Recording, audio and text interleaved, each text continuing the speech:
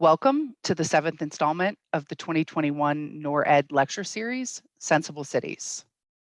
I am Rachel Turner-Locke, Director of Operations of NORR's Chicago office. I would like to take a moment to provide a brief overview of the NORR program and to welcome our audience members. NORR's core purpose is to teach, learn, and improve continuously. The objective of the lecture series is to invite designers, architects, and engineers from around the world to share their thoughts and perspective on the design profession.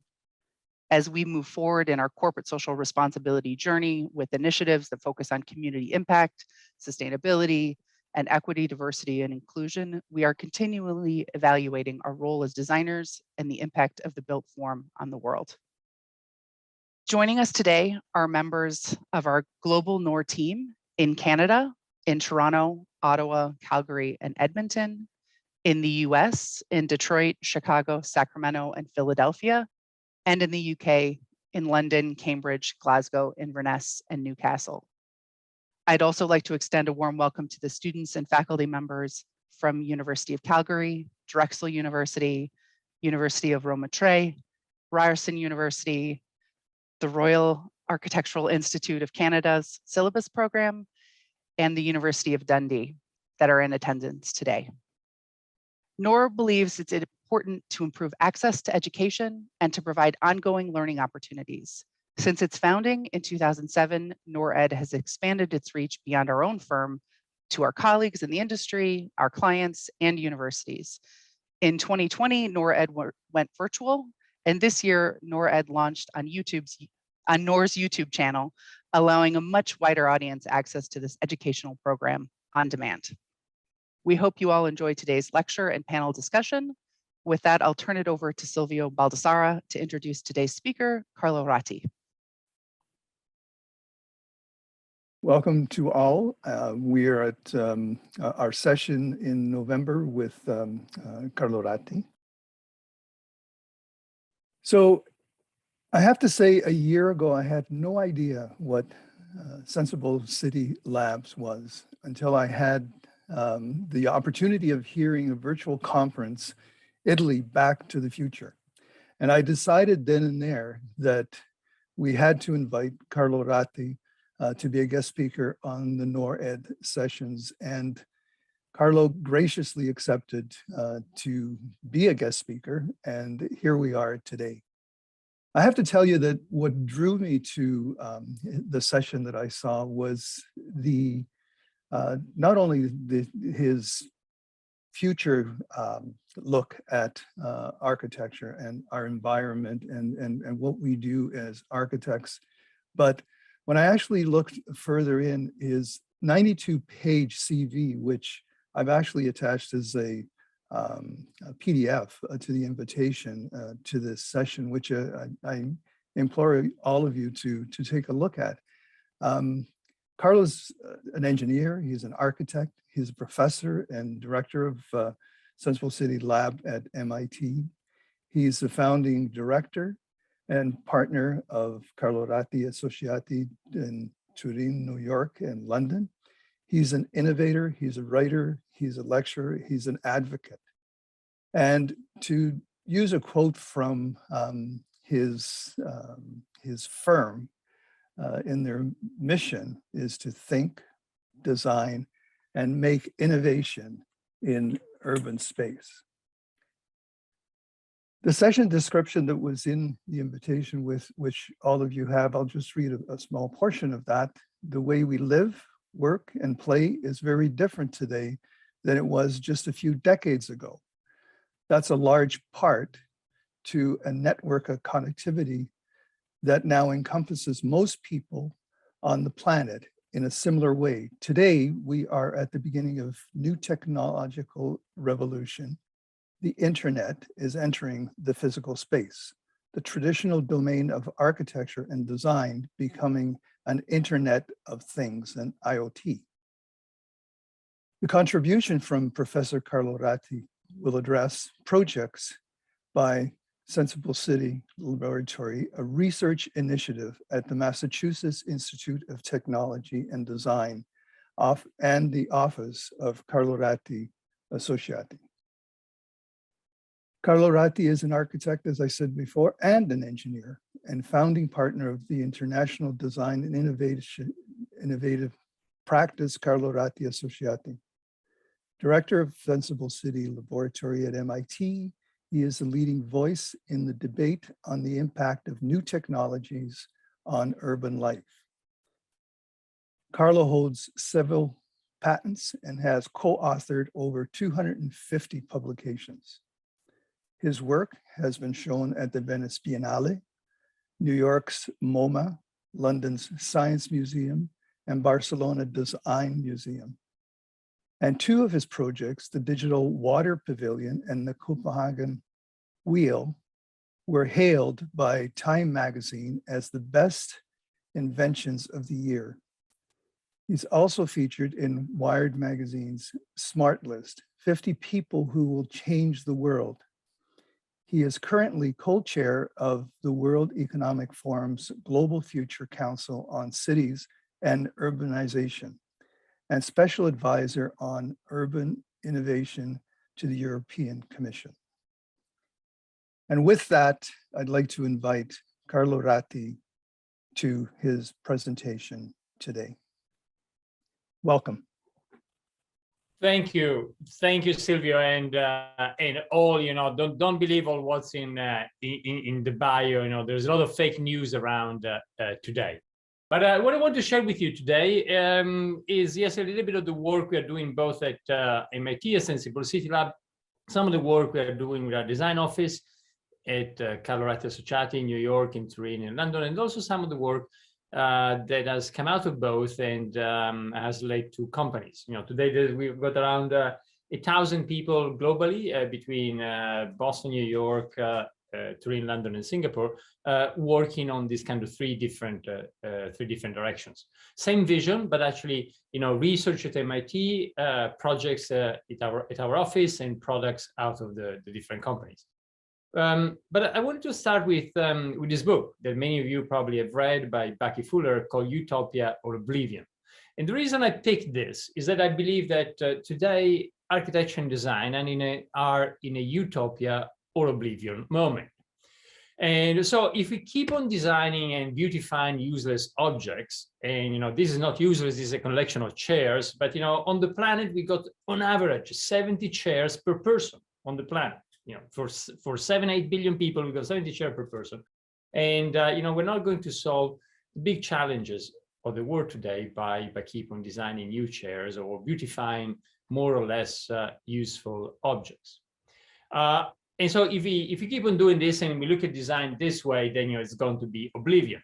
But actually, if we're able to tackle the main challenges of our time, then, as Bucky would have said, could it be utopia? I believe that architecture design can play a very, very important role in order to tackle the big challenges today. Climate change first and foremost, but many others. Think about segregation in cities, think about air pollution, and think about many other challenges. And the reason we can do a lot there is in this image and in those four numbers. Those four numbers tell you about the impact of cities on the planet. 2, 50, 75, 80. Cities are only 2% of the surface of the planet, but they're 55% of the population. They're 75% of energy consumption, 80% of CO2 emissions. So if we can do something to make our cities a tiny bit more sustainable, well, that can be a big deal globally. And what can we do today? Well, it was Silvio mentioned it briefly before. Today we're at an interesting point where there's a convergence between digital and physical. The internet is becoming Internet of Things, is entering our cities, our buildings, and is changing the way we can collect data from the built environment, the way we can use that data for design, and also it's changing. All of this is changing the way we can live cities and the built environment, through, again, this kind of real-time information we have access to. That's what many people call smart cities. I don't like very much the term. Our lab at MIT is called Senseable City. We like the idea of a city that's both able to sense and sensible. But whatever you want to call it, it is part of this kind of convergence between digital and physical, which is changing many dimensions of our lives. Now, when you look at cities, is what we just talked about. When you look at, industry, that, Industry 4.0, Again, Internet of Things, robotics, and artificial intelligence all converging.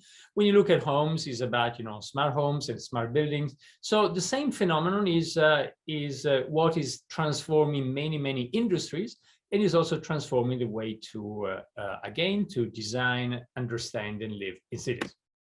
So what I want to argue tonight is that we should then, going back to Bucky Fuller, we should look at design as something that can help us to become nature positive. And in order to do this, we need to look at design in a different way. And that's something that I propose to call design at large.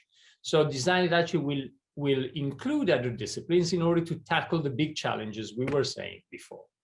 And as I mentioned to you, this is where we're based. I mentioned the cities before, but you see how, same vision, but when it's research at MIT, when it's projects, as I said, is CRA, Carlo Ratti Associati, when it's products is some of the different companies, 3 in the US, 3 in Europe, that came out of both. And as I say today, kind of around 1,000 people, with a lot of people coming from design and architecture, but many others coming from physics, mathematics, from economics, from other disciplines. So 3 quick projects in, we have more or less half an hour left, and then we've got Q&A and discussion, but 3 projects I want to share with you. One actually starting from a project from our office. This was done from our office in New York, and it's called a Helsinki Hot House. It actually started because the city of Helsinki decided to do something quite unusual for cities. Cities usually, when they want to do something, they will do an RFP and they will look at best practices and just look at best practices in other cities and learn from that and implement something. But best practices really are a way to lock the future into the past. When you do a best practices, you look in the past, you look in what has worked in the past, and you block your future by continuing doing projects in the same way. Now, we could argue that for climate change, we don't have time to just follow best practices. We need to be more innovative. And here, the mayor of Helsinki, a year and a half ago, had the following problem. Helsinki is going to decommission its coal power plants by 2030. And so the question is, how can we heat Helsinki in a sustainable way without CO2 emission? The mayor wasn't happy with the answers he was getting at local level in the city. And so he decided to do a global challenge. You could call this like a moonshot. You could call it like an X Prize, very similar to the X Prize. He put a pot of money on the table and told people all over the world, why don't you come up with interesting ideas, and one or few teams will win. And we participated. We thought it was a cool process. We like, this innovative approach to urban transformations. And we were one of the winning teams. So we were announced as one of the winners a few months ago, and now we're working with the city to implement it. So you see the timeline here. So things started a year and a half ago, at the end of February last year. Then kind of a year ago, there was the first submission. Then 10 finalists were actually, a few weeks later, 10 finalists were announced. And then a few months ago, the winners were announced. And as I said, we were one of the winning teams together with 3 others. Now, here is a short video. Actually, I think probably need to restart sharing just to be able to share also audio, sound. So I'll share with you a little video, and then I'll tell you more about the project. So before the video, actually, I'll tell you one more thing, really based on what we were saying before on this idea of design at large.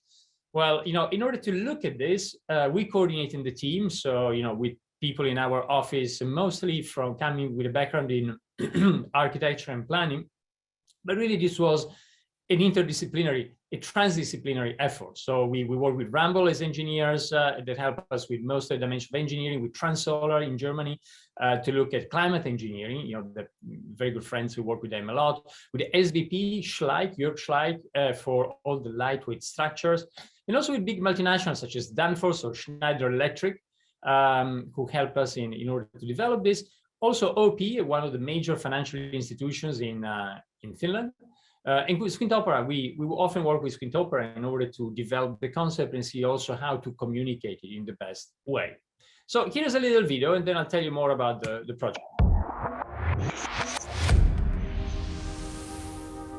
we're excited to present to you the Hot Heart, an innovative solution to decarbonize Helsinki. Here is how we'll do it.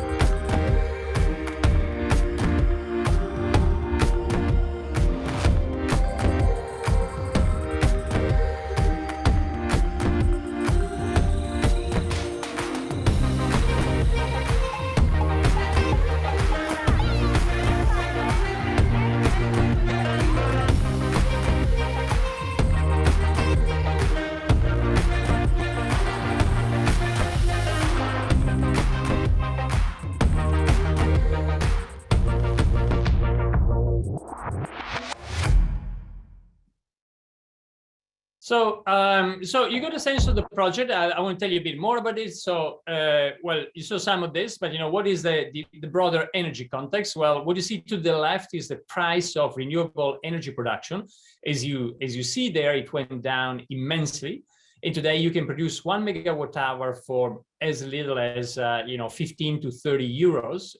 Can be solar, can be wind. But then the problem, what you see to the right, is that actually that renewables are very intermittent. So sometimes you produce too much and sometimes you produce too little. And that's why sometimes you even get negative energy prices, which means that people are paying you in order to consume energy because there's too much energy on the network. So again, renewables price per megawatt hour is going down very, very fast, but it's very intermittent. And so what's the solution? Well, the solution is to store it. But if we store electricity in a standard battery, to store 1 megawatt hour, the same megawatt hour that will cost you, say, 20 euros to produce, will cost you 200,000 of investment in batteries to have enough storage. But in this case, ultimately what we want to do is heat Helsinki and, use this as heat in the district heating system. And so we said, what if we were to convert electricity into heat from the get-go, and then store it as thermal storage? And what you see there to the right are these kind of floating structures. You can call them like, thermal batteries floating in the Bay of Helsinki. And with that, the cost for storing 1 megawatt hour is more like 200 euros. So 3 orders of magnitude less than what you have with traditional batteries. So this is how it works. I mean, you saw it before, but you got all the different sources. You got this kind of hot heart is a big storage space, and then you can run or connect all of this, plug all of this into the district heating system, and all of this is optimized and run through AI. That's very common today. You basically get the sensors and real-time information. Use this to optimize all the flows and the distribution of heat. And as you saw in the video, there's also a couple of additional benefits. The first one is that you're helping the whole grid in Finland to perform better. So you help equalize it, and that has a lot of value. Again, you don't need to get to negative energy prices. When you got very low energy prices, you can just use the electricity and turn it into heat, and then you store it in the hot heart. And the other thing, as you saw, we are saying, well, the only way we can actually tackle such big challenges, if you think about climate change, yes, we can use new technologies, but the important thing is how can we engage people? And so we thought that actually bringing people on the hot heart and creating an experience there, an experience related to nature, to climate change, and to sustainability, could actually be a good way to engage both citizens from Helsinki, but also tourists from Finland or from all over the world. And so the idea at the moment is to have 4 of these kind of floating basins covered with a very, very lightweight structure, and then use a little bit of heating. All of them are insulated, so the heat is trapped in there. But if you let a little bit out, then you can produce an incredible experience. The idea to have 4 tropical forests in Helsinki and kind of reinterpret something that's pretty much rooted in Finnish culture about spending time with nature and with trees, but doing it in a kind of in a different way, and at the same time teaching people about sustainability, decarbonization, and more generally about how we can all together fight climate change. I'll go a bit fast. Here you see the position we define in the Bay of Helsinki. Here you see a small description with the 4 forests, from Central America, South America, Africa, and Asia. Here you see a view of the Hot Heart with the kind of 4 domes. As you see, the other reservoirs are almost invisible. They're only kind of 1 meter higher than the rest of the ocean, and that because then you get a little bit of pressure on the membrane at the base, and so everything works better from a structural point of view. But other than that, they're basically flush with the ocean. Then the 3 domes with the forest, and inside with a bit of heating, you can do interesting things. So this can become an attraction for people all year round. Incidentally, there's a very small hot pool already in Helsinki, summer and winter, where the people enjoy a lot, and somehow you're building on that experience. This can become part of what happens in the Hot Heart. And I will not get into the details about how this is done. This is actually something that Jörg Schleich did in other projects even a few decades ago. It's like a bicycle wheel, and by using those kind of spokes, pre-stressed spokes and cables. So what you're doing is actually you're making all of the rim much more stable in terms of buckling, and so you can have less steel around. So quite a simple structure. In a nutshell, so with this, we can really, actually by 2028, 2 years ahead of the 2030 decommissioning, we can actually finish it. You got all the heating that you need in the whole city. The interesting thing is that after you've done all of this and taken into account all the investment, the cost per megawatt hour is actually 10% less than today. So no CO2, but 10% less than today in terms of production, heat production. And then the 2 bonuses I mentioned before: load balancing the Finnish grid, and also this kind of 4 floating tropical forests, this kind of experience on the top of the Hot Heart. And investment is around €1 billion, euros, $1.2 billion, but with a very quick payback time. And so there's already a few people interested in investing in this. So I want to share this as how by bringing together different disciplines, and but architects and designers naturally can lead this kind of difficult, complex, interdisciplinary processes. We can use our skills in order to tackle some of the big challenges we face today. In this case, a simple example based on the energy challenge in Helsinki. Now, the second project I want to share with you is actually a project done at the lab. Again, there's a lot of similarities, but this is research. And this is something that started with really what we've been doing a lot at the lab, which is use a lot of data to better understand cities. This was a pavilion we had at the Venice Biennale. This was one of the first projects at the lab, was 2006, so 15 years ago. And what we did here for the first time, we're getting real-time data from a city, in this case, the city of Rome, real-time data from cell phones, from taxis, from buses, from many other operations in the city, and get this kind of real-time picture of the city. This is the first time ever that the monitoring of a city with cell phone data was done. Now it has become quite common, but it was the first time ever this was done. And some of the papers we did at the time in 2006, 7, 8 are still some of the key things that people use today when using cell phone data in order to better understand a city. And that's, that's, for instance, what happens just if you open Google Map, you will see information about traffic and congestion and traffic jams. And well, that information comes from cell phone data again, and still uses some of the techniques that we kind of pioneered now 15 years ago. Now, the interesting thing is that that leads to a city that can be looked in a different way, like this, like a living organism. That's actually Lisbon, mapped using data from the mobility network in the city. And this was a MoMA, the Museum of Modern Art in New York. It was done by Pedro Cruz from our lab at MIT. Now Pedro is a professor at Northeastern. But again, it tells you a city like we can see today, thanks to data, but we couldn't see a city like this just 20 or 30 years ago. And then when you got the data, you can actually ask interesting questions. So this is similar data in New York. Every dot is a taxi pickup or a taxi drop-off. This is JFK Airport. You see all the different terminals there. If you zoom out, you see JFK was down there in the lower part of the image. You see Manhattan and all of the boroughs. And when we started looking at the data, which has been made accessible by the Taxi and Limousine Commission in New York, that happened, I think they started sharing this data at the end of Mike Bloomberg's tenure as mayor. So it was around 2000 and I guess 2011. I might be wrong, but anyway, so around 10 years ago. So they started making this accessible. And so we got a copy of the data and we started analyzing it. And the first question we ask ourselves is the following. It was inspired by this picture. If you look at this picture, you see that between those 2 points in Manhattan, you got over 200,000 trips every year connecting them, which makes some days, there's over 1,000 trips.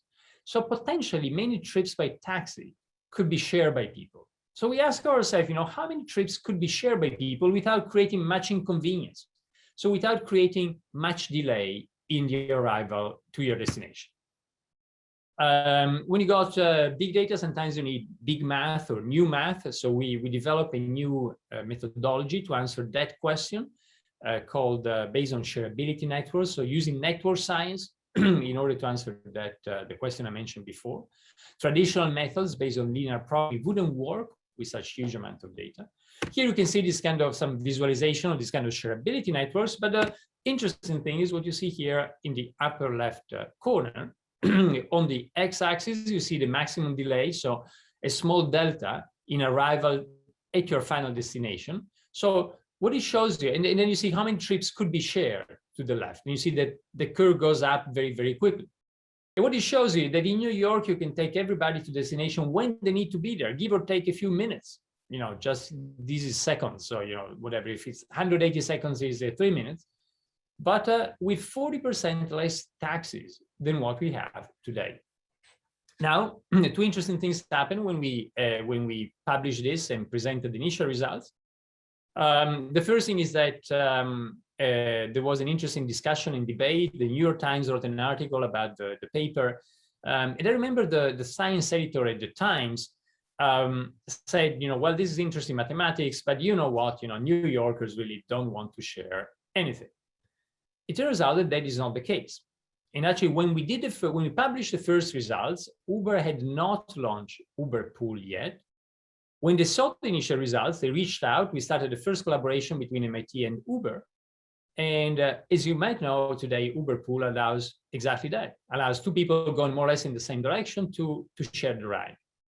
And Uber Pool has been a big success in cities globally, including New York. So people actually do want to share. And the interesting thing is that if you share a ride, is 1 less vehicle on the road, which means less congestion, less energy consumption, and less pollution in our cities. Clearly, all other things being equal. But so again, this was an example. By the way, in here in this project, there's a lot of mathematics in order to solve the project and so on. But I see this as a design project.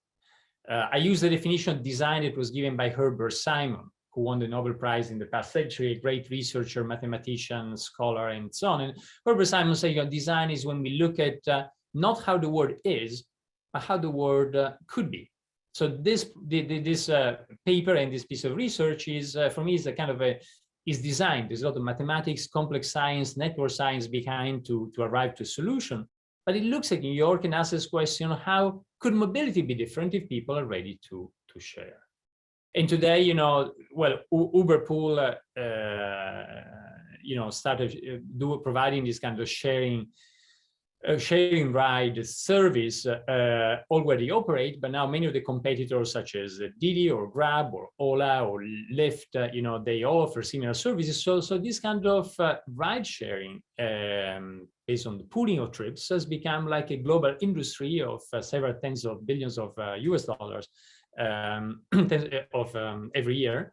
And again, you know, it's interesting how, you know, this type of services can really start from the new knowledge we have today of cities, which is digital information telling us things, dimensions that we couldn't see just a few years ago, as I showed you before.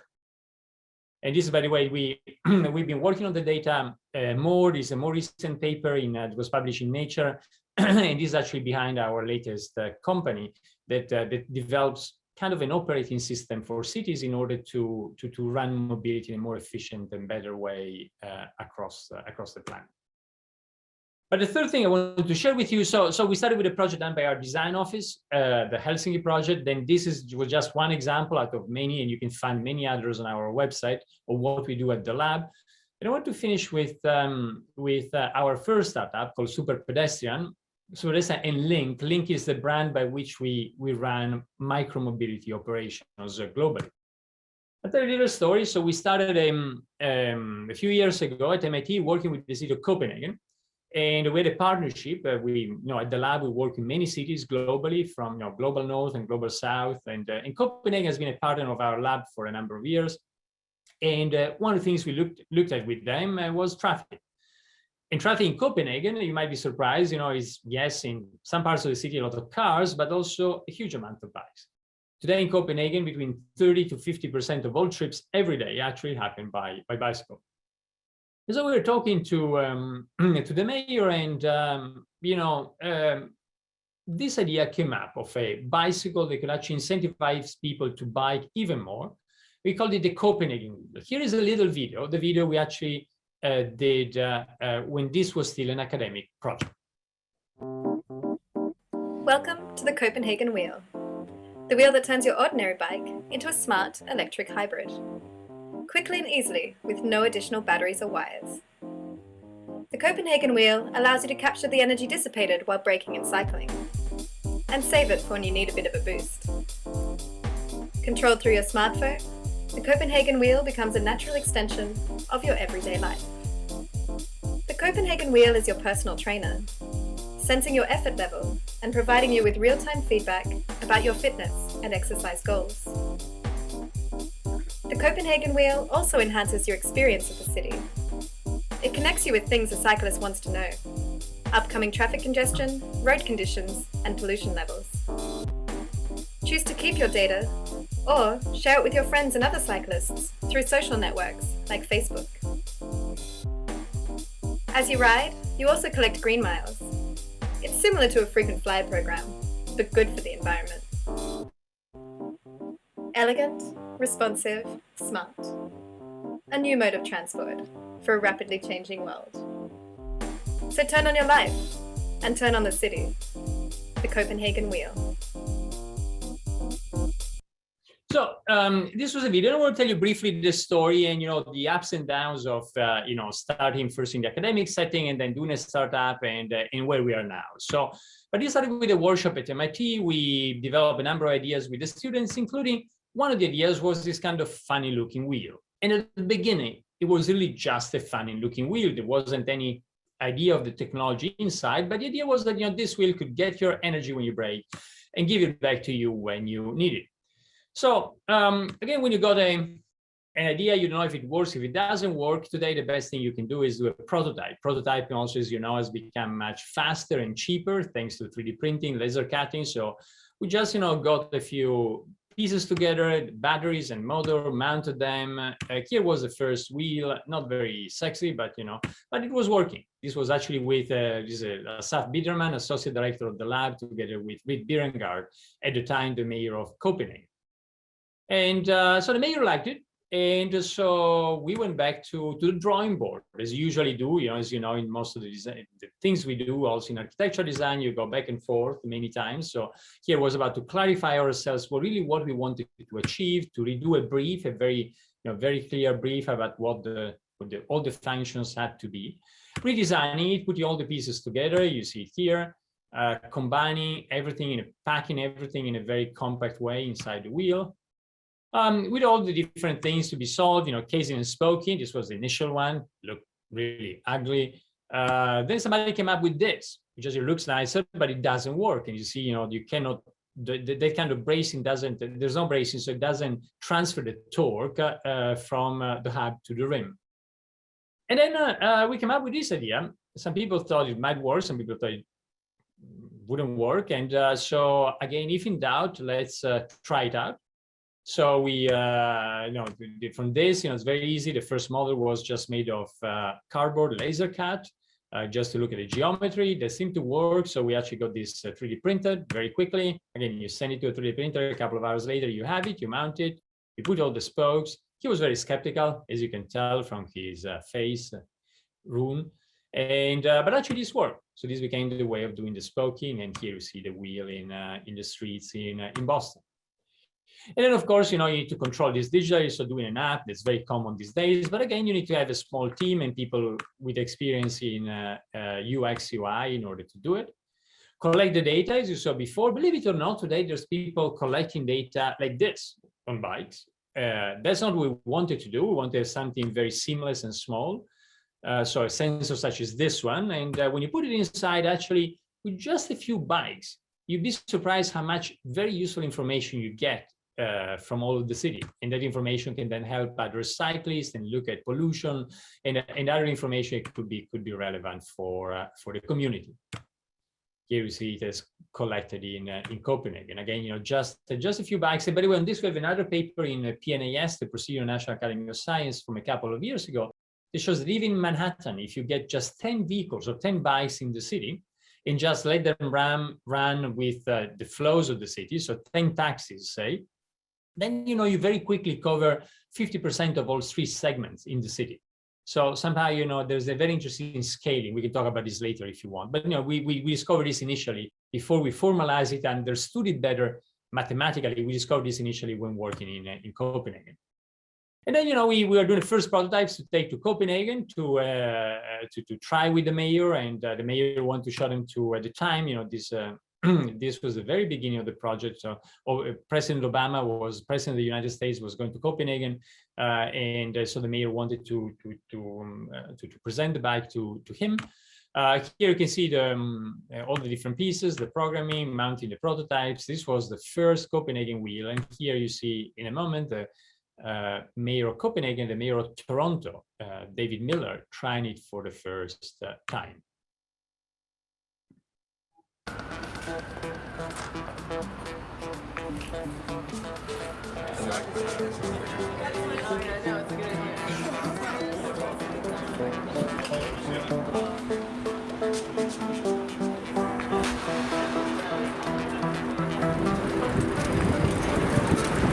I will follow. I said, run away, run away, run away.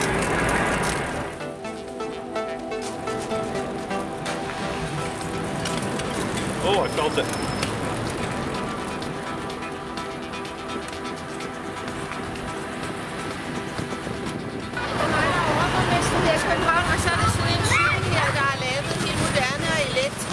Excellent. This bike is fantastic. It's incredible. It takes no effort. You see my bike? You start pedaling and the motor takes over. And then it will tell you the air quality, temperature.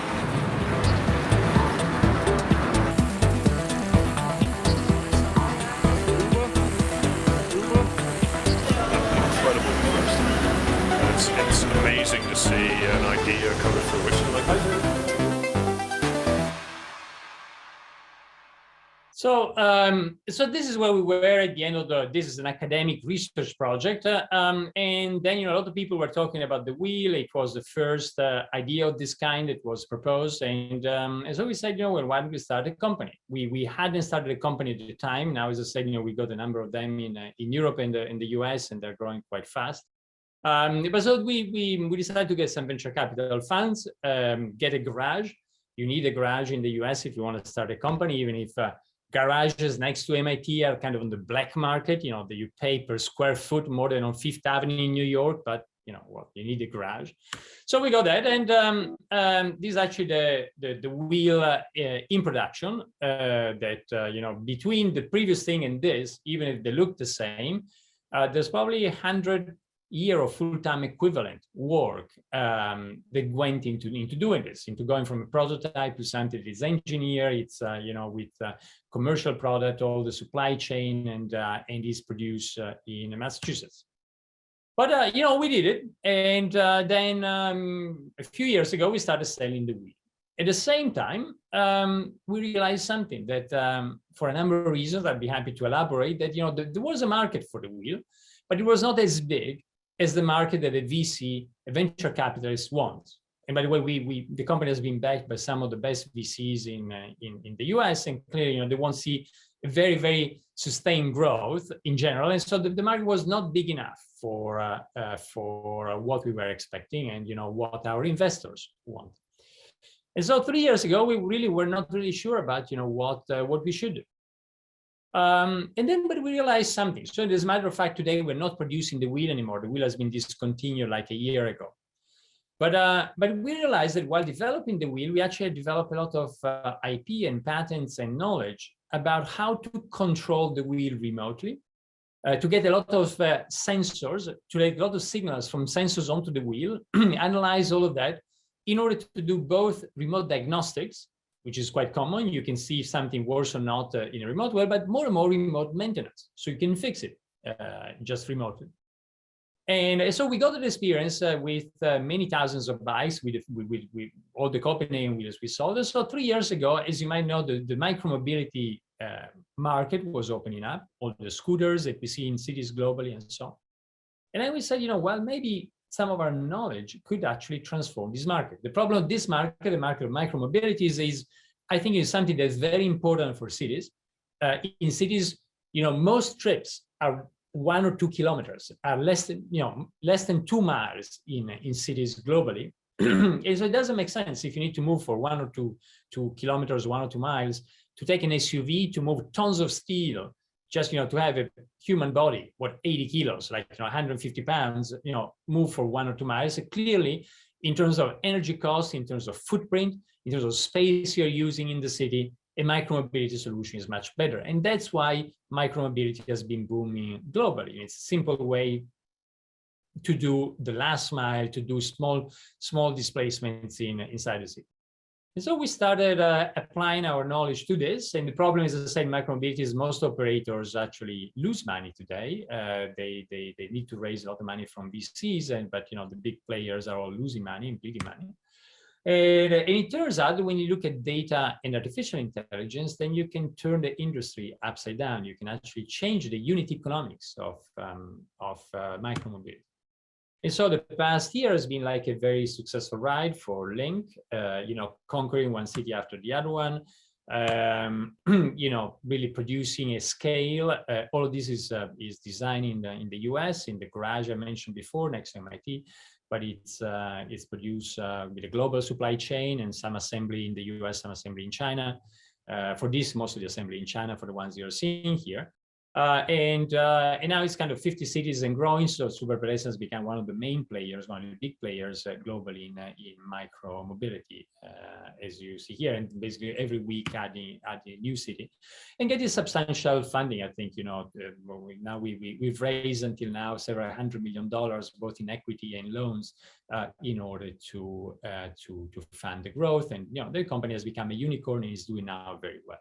But the story I wanted to say here was, again, another example of how, you know, impact, in this case, you know, about making mobility more sustainable can happen, starting from design and then turning design into products, in this case, by using a standard method, the startup method, which, by the way, I'm seeing, we can talk about that. I'm seeing more and more colleagues at MIT, but also students in architecture and planning who really want to follow this path as a path that brings to start from design and then can help you to have impact in the real world.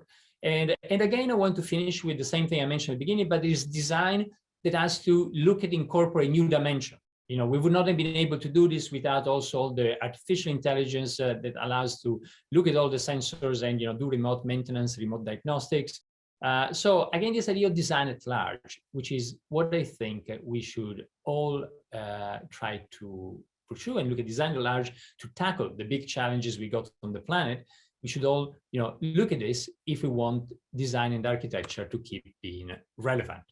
And I think, I think we use the time, I use exactly the time I was given, and now we have a bit of time for conversation, so I'll stop sharing, but thanks a lot for listening, and look forward to our discussion.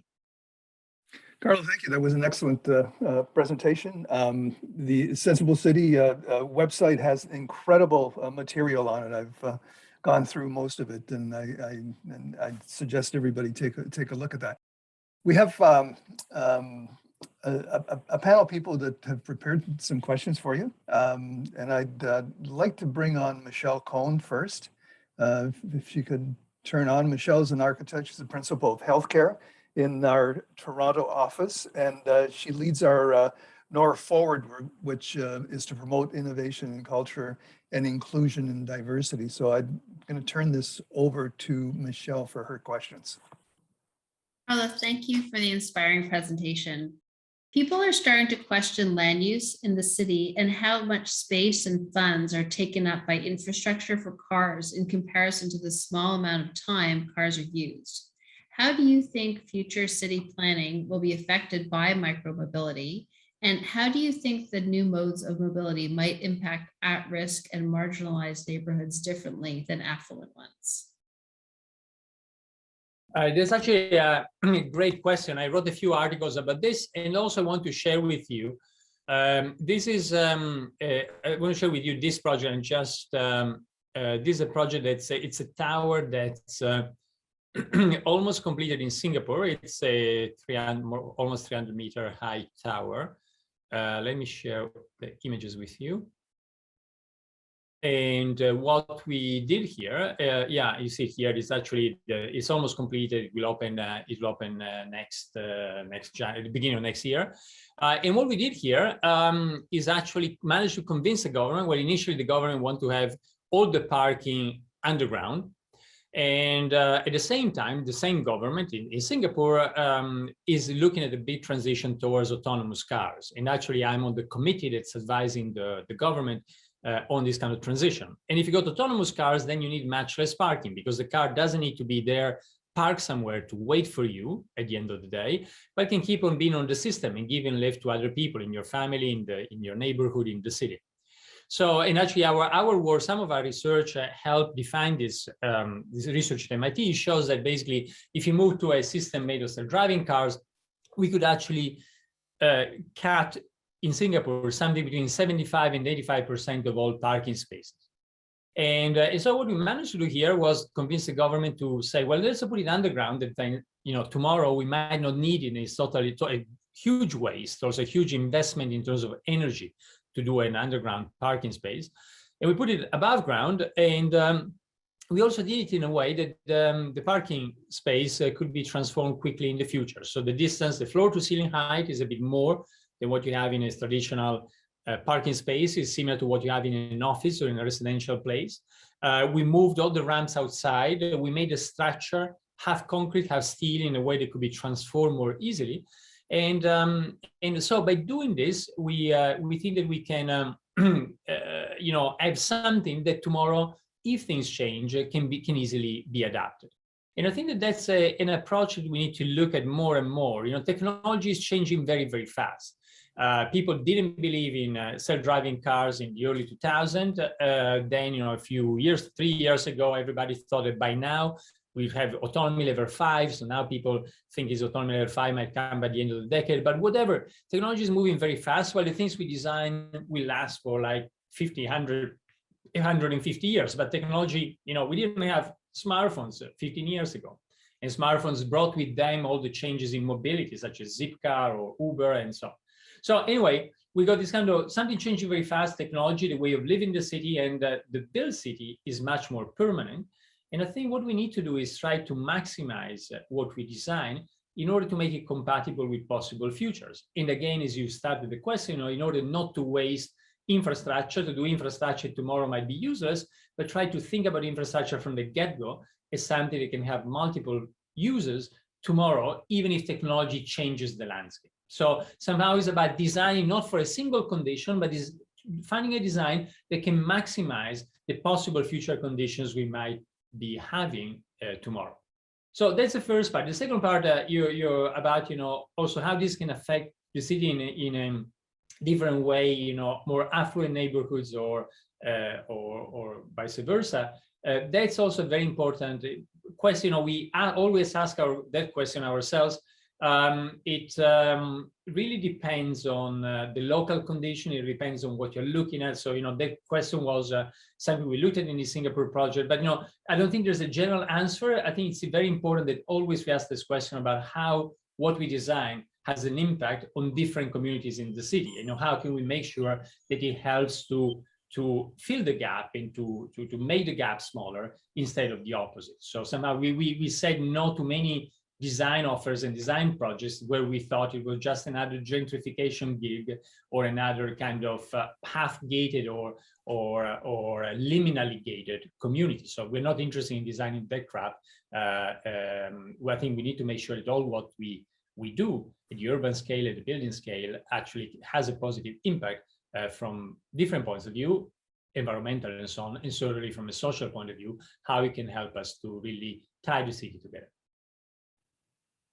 Yeah, that's great. Thank you, Michelle. Tobias Fellows. Tobias is an architect. He's the principal in our Ottawa NORR office. He's the leader of our sustainability group. Tobias, do you want to come on? Hi, Carlos. A really inspiring presentation. With the recent closing of the international meeting of COP26, we have seen that our aspirations as humans often do not align with the results we seek. The importance of closing these performance gaps between what we design versus the reality of what is built is becoming increasingly critical in order for the globe to maintain temperature rise to 1.5 degrees. With the sensible building technologies that are present in our buildings today and your omnidisciplinary approach, this issue would seem to be a natural fit for the Senseable City Lab to tackle. Do you see a role for Senseable City Lab to help close these gaps between our aspirations and what we actually achieve in the built form? Thank you, Tobias. I think we should all be engaged with this. As we saw before, when you look at those 4 numbers about cities only 2% of the surface of the planet, 80% of CO2 emissions. So all of us who are engaged in, who are dealing with cities, in designing cities, who are part of the construction industry. So I think we should all be engaged with that. And there's a very interesting opportunity here, really, to rethink design, rethink the way we build things, to move to something where I'm pretty convinced that tomorrow the way we do a building will be much more similar to how today we assemble an A380 plane, a Boeing or an Airbus plane. And if you do that, then also at the end of the life of the building, you can also recycle most of the elements. Everything is dry assembled and so on. So I think this is something we should all look at. But yes, we are also looking at that ourselves, but in our design office. In our design office, we are working a lot on circularity. I wish one day we'll be able to have buildings that, can grow almost like a tree, by using local materials and giving back those materials to the ecosystem when we don't need the buildings anymore.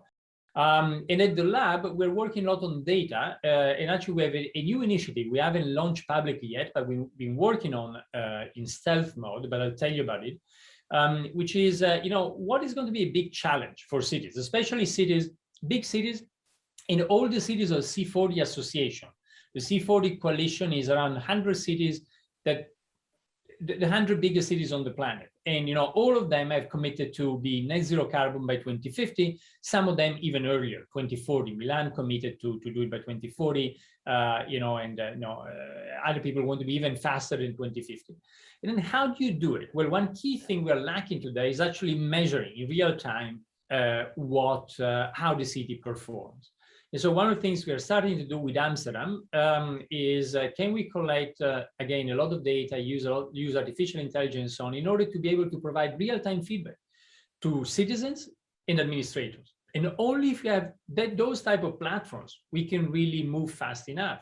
You know, we cannot wait, you know, years to see if a new policy we implement has a positive impact in terms of reducing CO2 emissions. The only thing we can do, you know, what we must do is be very, very fast, try different things, and immediately measure the response in terms of CO2 emissions or whatever parameter you're doing. So this kind of almost like a digital twin of the city, really focus on understanding better sustainability and emissions, is something we're working on at the lab. As I said, you know, it will be part of a large initiative we launched with Amsterdam and many private partners, but that's what we're trying to do. But having said it, I think this is really something all of us, for whatever project we are doing, we should ask ourselves, you know, how can we make that project, that building, more circular, with less embodied energy, with less energy that's required in order to heat it or cool it, and you know that is again, going back to what I said at the beginning, nature positive design. I think that should be always at the center of what we do. That's great. My next question is about the pandemic, and we've seen during the COVID pandemic the important role that large naturalized public spaces play in densely populated urban environments and the benefits these types of spaces have on human health. Are you seeing a similar trend in your work? And just a comment about you know, the restoring the urban ecosystem? Yeah, we certainly all enjoyed those places during the pandemic, and those places have a very important function. But more generally, I would talk in general, clearly you can talk about parks and green places, but I would say in general public spaces. And I think that today, something I'm concerned about is that was exacerbated by the pandemic, is that if we only connect online, then we tend to retreat into polarized groups. Online communication is a few things happen online. You know, first of all, we build echo chambers where we talk and just listen to ourselves. There's a lot of radicalization happening online, and really the best antidote we have for all of that is physical space.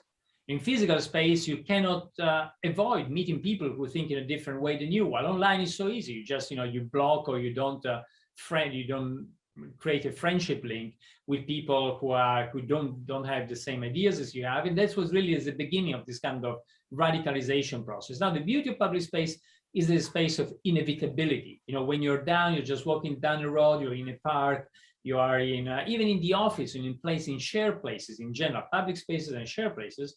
You know, that's where you need to confront diversity. That's also where you bump into ideas that you were not expecting. There's a place of serendipity. And I think, you know, that we need more and more of that, especially as we recover from COVID. Incidentally, we got a paper we're doing, a scientific paper we're doing at the lab, where we analyze the MIT email network. So how the network of how people exchange emails on the MIT campus, and we look at what happened to the network after COVID, after the lockdown. And again, you know, when you remove physical space, our social networks suffer a lot. There's a few articles I wrote about this, and the main scientific article will come out soon. But basically, we need public space, we need physical space in order really for the health of our social networks. And so this kind of year and a half of smart working, I think, yes, you know, we went through it, but this is not going to be the way the world will work in the long term. I completely disagree with what, say, Twitter said. As Twitter said at the beginning of the pandemic, you know, from now onwards, all the employees can work from home forever. Well, I don't think that's the case. I think public space, physical space, you know, shared space in general is still very, very important. Is the space of serendipity, and is the space that forces us to move outside of our bubbles. And so I think that's more needed than ever. That's great. Thank you. Thanks, Tobias. I'd like to ask Hassan Safarini. Hassan is a structural engineer. He's the principal in the Toronto office, and Hassan is leading the SE 2050 Challenge, Structural Engineering Institute, which, as you just said, Carlo, to target net zero embodied carbon. So Hassan, do you want to come on, please? Yes, thank you. Thank you very much, Carlo. Fascinating project in Helsinki. I actually had invited George Schleich, SVP co-founder, who is a structural engineer, to a structural engineering conference, which I chaired early in the 90s. He chose to talk about another clean energy innovation at the time, the solar chimney. Now, reducing embodied carbon is a more obvious place for architects and engineers to make an impact.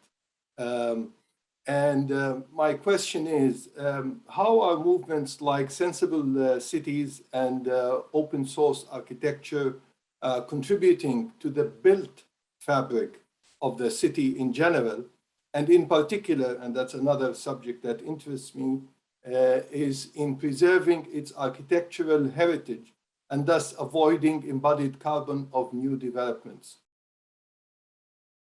Yeah, oh, many things in your comment, your question. First of all, just about Jörg Schleich, and I also, we did with Jörg quite a few projects starting in the late 90s, in the early 2000s, late 90s.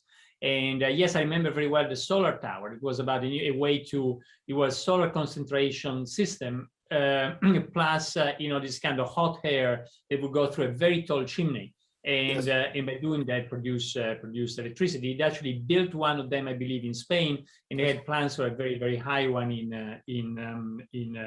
Australia, if I'm not wrong. And again, I think it was very, very creative and very innovative how he solved the problem, or how you can do a chimney that could be like, hundreds of meters. I think in the last version we were looking at 800-meter high chimney. How can you do that without it buckling or becoming unstable and so on? And so I remember that very well. But I think that to me is really, and I remember working with Jörg on a few projects. Now it's mostly his office. He's retired. But he's passed away, by the way, about 2 months ago. Oh, yeah. Oh, honestly, I met his son 6 months ago, and he told me he wasn't well. I didn't know that he passed away. I knew that he wasn't well because I met Mike, who runs Mike Schleich, who runs the office. And thanks for mentioning this. It was on my mind to ask about it, because he told me probably just a couple of months before this happened that he wasn't doing well. But going back to the thing, I think that's when we look at how design can really have an impact. One of the things that I really loved at the time in some of these projects was, again, this kind of transdisciplinary, how you can put together people who know about energy. People, if you think about this, it was not only the problem of the tower, the solar tower, and I wasn't involved in that, but I remember the conversations. But it was clearly about how that creates the draft, and how you can produce, where you put the turbine, and all of that. But so I would say that the approach that SVP Schleich and SVP took is pretty much down the line of this design at large thing I was talking about before. About the other points about embodied energies and minimizing, preserving as much as possible is certainly something that we try always to do in all the projects. In some cities that become mandatory.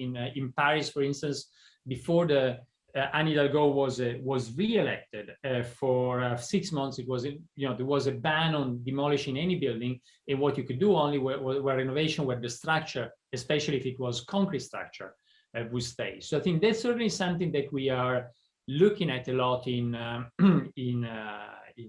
our practice.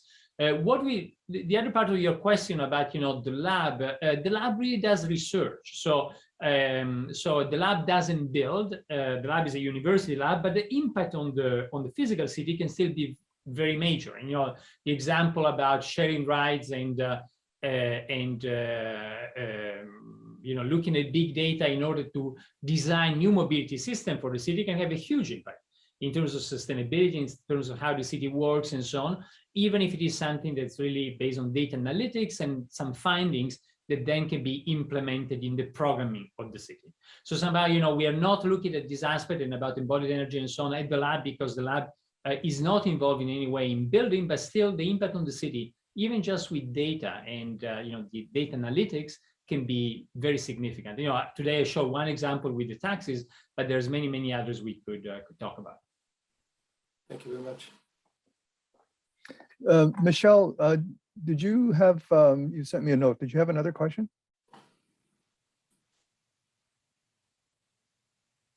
Sure. Hi. I was just curious as a follow-up to the information on the cities and marginalized communities. And I was just wondering, your work focuses on the use of new technologies and how to improve life in cities. And I was just wondering if you thought that how or if technology can contribute to social equity. Yeah, absolutely. And we do a lot of that, especially at the lab. And I'll give you a couple of examples. Well, first of all, technology, usually you can use it for, it depends on you, how you want to use it. So you can use technology to create a better city with more equity. You can use technology in the opposite way. But certainly you can use technology to better understand, for instance, segregation in the city. And that's something we started doing in Singapore and then in Stockholm, which is using big data in order to understand what we call liminal ghetto. Let me tell you very briefly, just in a nutshell. So if you look at ghettos, traditional ghettos, by the way, the word ghetto comes from Venice. Ghetto is the name of a neighborhood in Venice, and that's a neighborhood where Jews were forced to stay. So it was, initially the Jewish ghetto in Venice is what gave the name to all subsequent ghettos.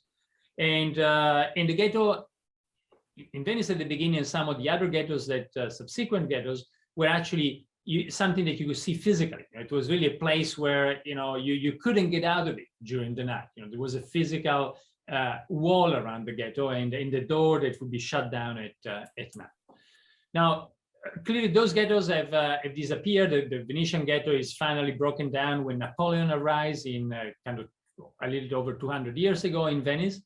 But then in the 20th century, we still have a lot of ghettoization, and ghettos are studied and they're still visible in different ways. Maybe there's not a wall, but you can actually identify the gay ghetto, the black ghetto, you name it in different cities.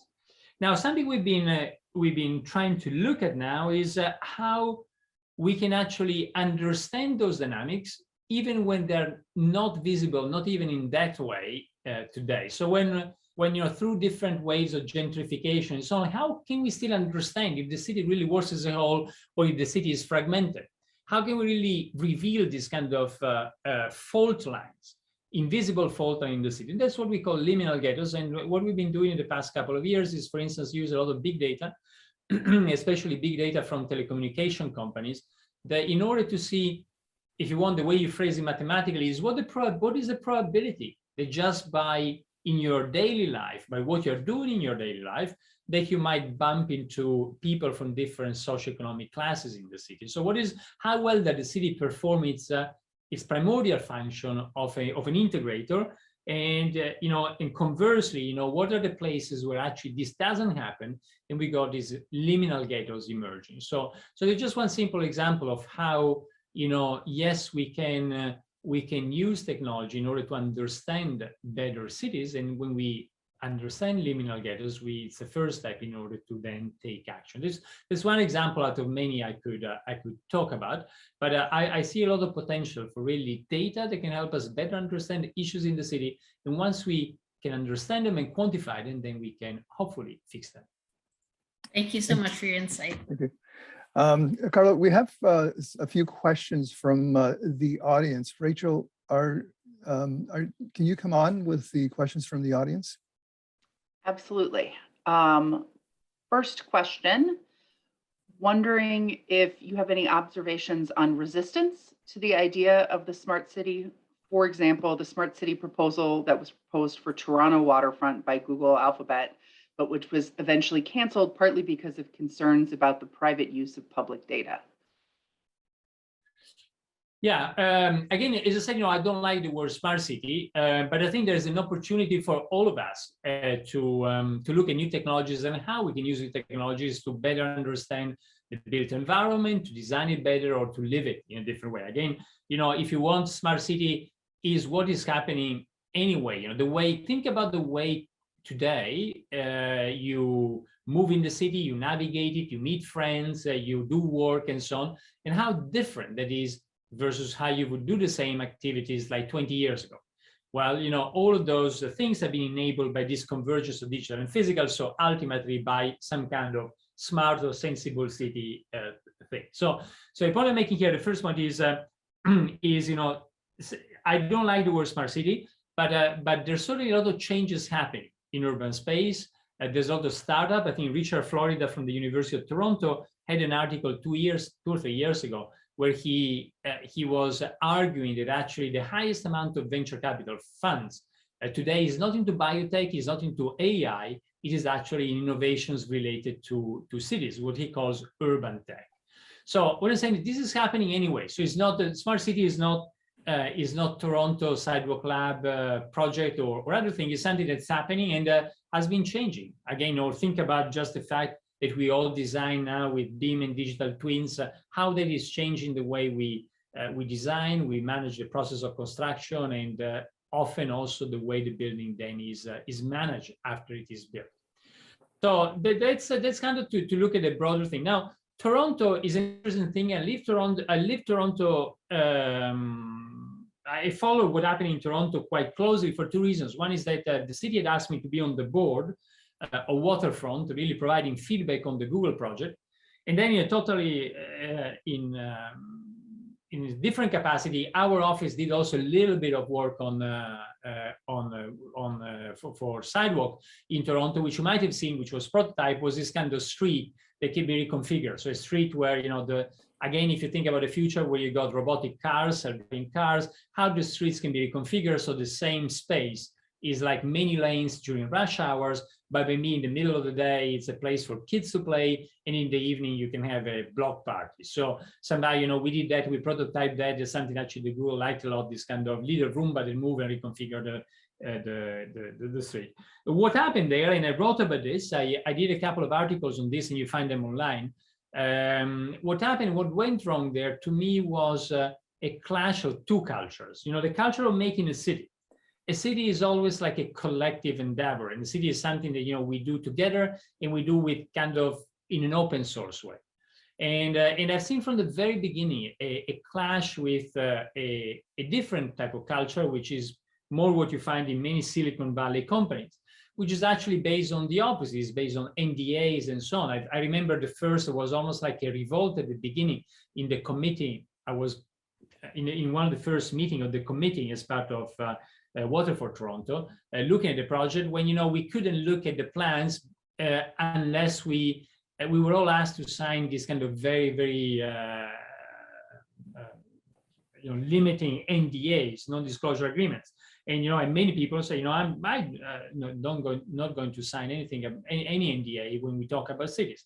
So somehow, that's what happened, I think, and what went wrong. And I wrote an article about that. It's too bad, I believe, because I think that that project might have been a successful project or a less successful project, but the only way we can do urban innovation is if people take risk and try something and see what works, what doesn't work. So somehow I wrote this again publicly. You find all of this online, but I think it was ultimately a lose-lose both for Google, Sidewalk Labs, and for Toronto. But to me, what went wrong there was really more than the details about data, because in the end, everybody agreed about how data should be treated. To me, the thing was more the clash of these two cultures, the open culture of city making with a more proprietary culture, which is what you find in most Silicon Valley companies.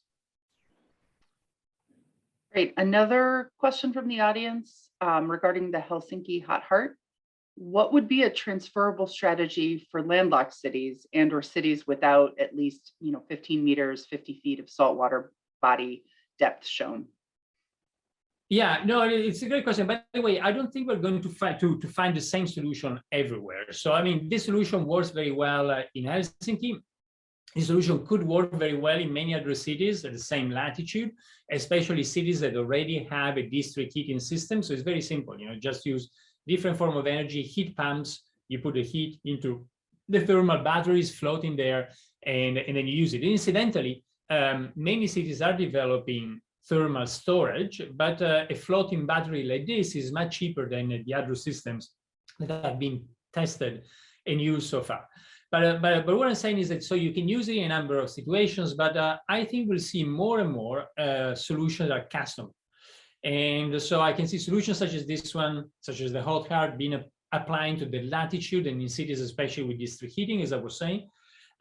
You could think about the same solution also applied in cities such as Dubai, in that case, for storing cooling instead of heating. So I think for me, one of the big challenges is, one of the big question marks is how will Dubai, who's part of C40, be able to get to net zero carbon by 2050? Not easy. Dubai is one of the least sustainable cities on the planet.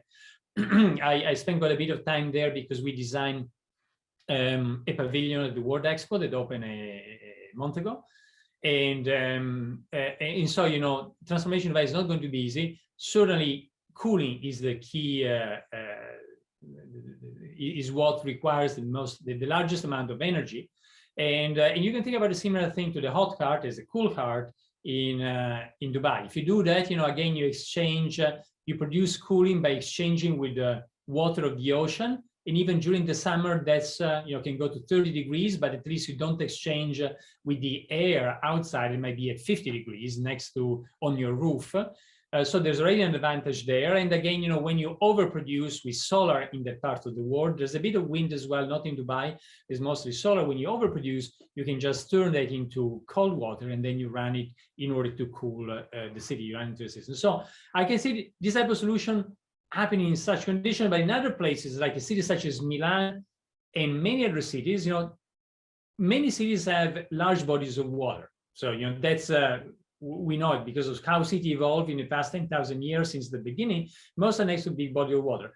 But in cities such as Milan or Toulouse or Denver, if you got mountains, then, you know, mountains are a beautiful battery because you can do reverse hydro. So you pump water up when you got too much energy, and then you accumulate it there as potential energy, and then you get it when you need to produce. You just do hydro. So you reverse hydro to pump up, and then you do hydro when you need to produce. So, so I think we'll see a variety of solutions, and that's why we need a lot of innovation, and we need more cities doing what Helsinki did, doing moonshots in order to find the best solutions for their context.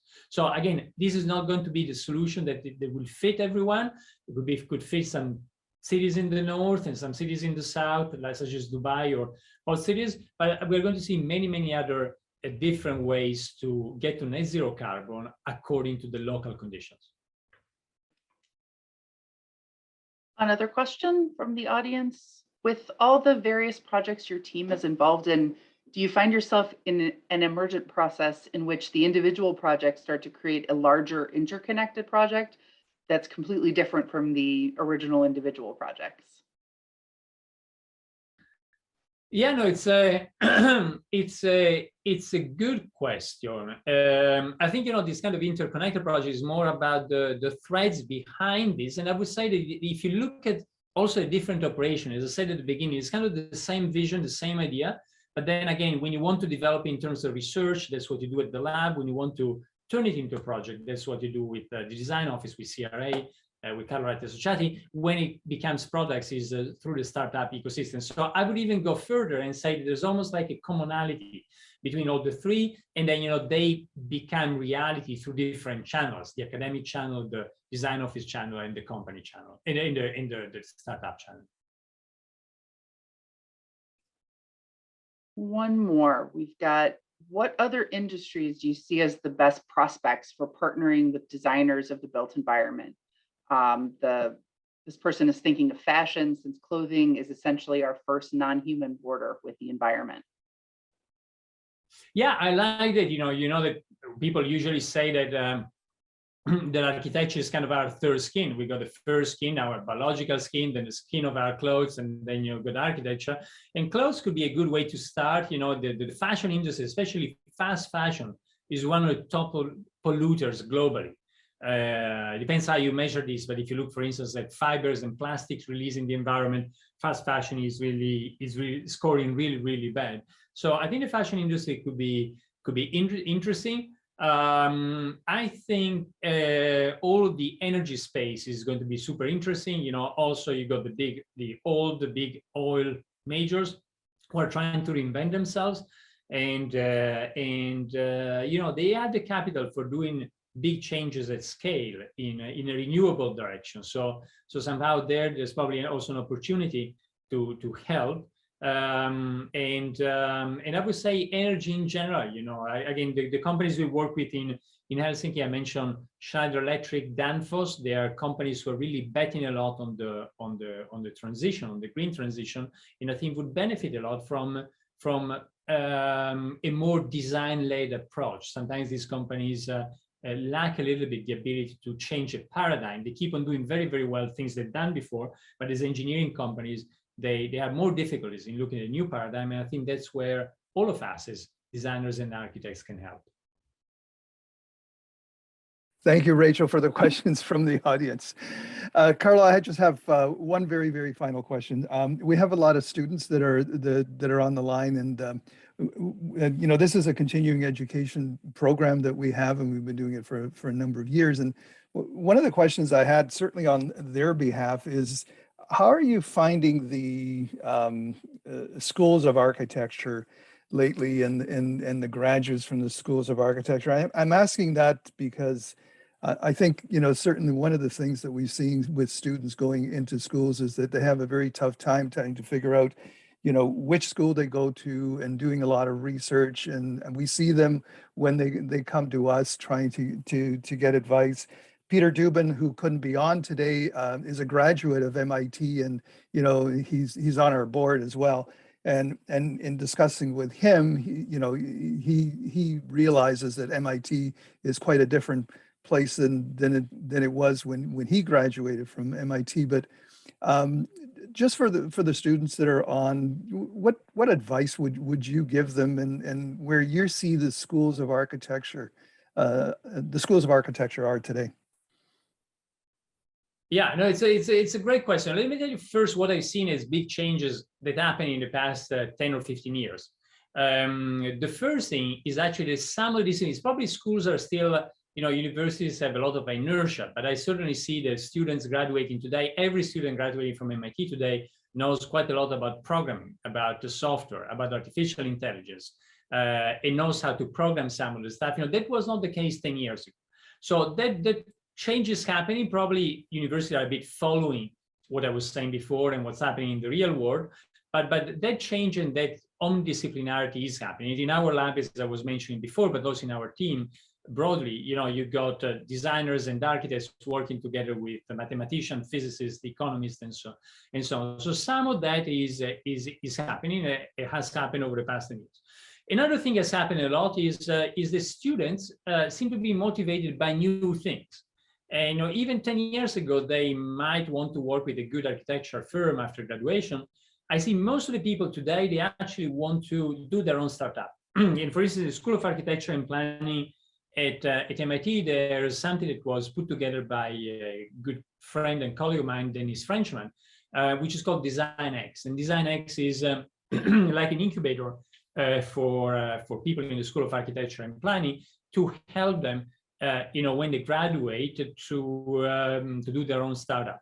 And there's quite a number of successful cases already of companies that came out from this. So this is the second thing I noticed, that students seem to be motivated by other things, and they probably see that the startup world is where you can have more impact.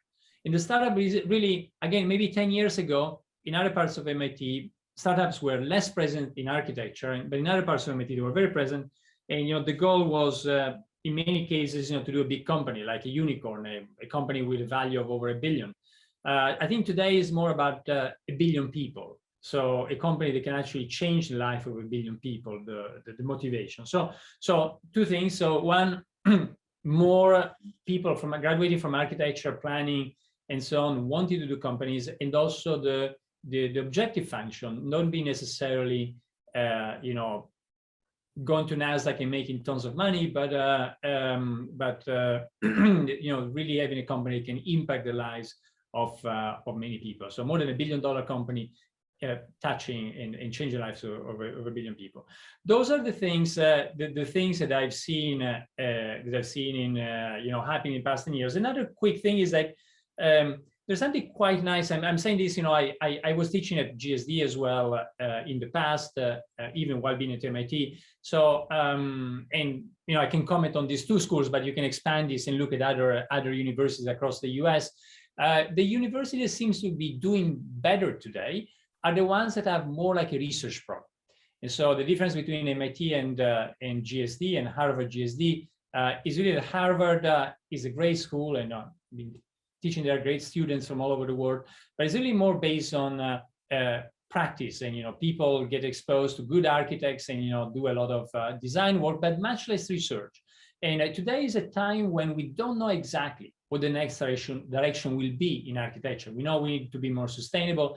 I believe what we need to do is blend the natural and the artificial, recompose the fracture between natural and artificial, and all the technologies we saw go in that direction. They help us to bridge the two worlds. And when that happens, it's important to do a lot of research. So today, I think that's at MIT and in many other schools, that's a big asset, because it can help you really inform a bit the next directions where we need to go. And the final thing is, you were saying, when you were talking about continuous education, I think that is going to be vital for everybody. The world is changing so fast that maybe 30 years ago one could study, for 25 years or 30 years, and then work for another 30 years and then retire. Certainly, that's not going to work anymore. Things are changing so fast that it's like being in school all the time. It's very interesting that you bring up the research part of it, because we've had a number of NORREDs with European architects from Italy and from France, where research is part of the project, much more so than it is in North America. It isn't very much so in Canada, and less so, I would say, in America. But we're doing work with Renzo Piano's office, and that office does a lot of research on most of their projects. Now, obviously, they're bigger projects and they can afford to do it, but there's a sense that in Europe, research is part of a project a lot more so than in North America. So, to your point about research, it goes hand in hand with design a lot more so than we're used to in North America. Yeah, it's a very good point. I mean, Renzo, from the very beginning, he called his office a building workshop, and he had this idea of a place to test and experiment, this kind of old Italian myth of the bottega that he often refers to. We know each other quite well, and we've also done a few things together in the past. So that's certainly, I think you're right in when you look at the professional world. In terms of universities, I don't see such a big difference. In terms of university, I think there's globally, you got this kind of two models. The model that's more a school that's based on like Harvard GSD, on exposing people to very good practitioners and teaching them practice, and schools that actually focus more on research. And if I think about my experience in the UK or in France or in other countries, I think there I don't see such a big difference between the US and Europe. You see there's kind of two categories. But when there's uncertainty, then research is what saves you, because it can help you really better understand where to go. Carlo, thank you very much for contributing to NORRED continuing education. I really appreciate it, and everyone that was online appreciates it. Hopefully getting back to being together at some point in time. If you're in Toronto, we would love to have you in the office to do an in-person session with us. And I know you've been in Toronto before, and you've done a number of sessions in Toronto. So hopefully in future, you'll be able to do that. But for now, our gratitude for you and this session. It was very inspirational. No, I just want to say with great pleasure, and same for you. If any of you is in one of the places where we are, if you are at MIT, if you are where we are with our offices, so do stop by and we can continue the conversation. If not, yes, I really look forward to seeing you in Toronto. And it's a city I love, and it has been too long because of the pandemic that I haven't gone there. So hopefully we'll see each other in person soon. Okay, ciao. Bye bye. Have a wonderful day.